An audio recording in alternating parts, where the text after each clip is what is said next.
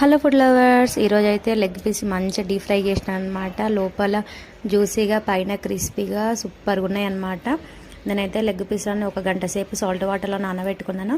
తర్వాత ఇందులో ఉప్పు, కారం, పసుపు, అల్లం ఎల్లిగడ్డ, జీరా పౌడర్, ధనియా పౌడర్, చికెన్ మసాలా, నిమ్మకాయ, ఇంకా కార్న్ఫ్లోర్ ఇవన్నీ వేసి మంచిగా కలుపుకొని వేడి వేడి ఆయిల్లో మంచిగా డీప్ ఫ్రై చేసుకున్నాను అనమాట.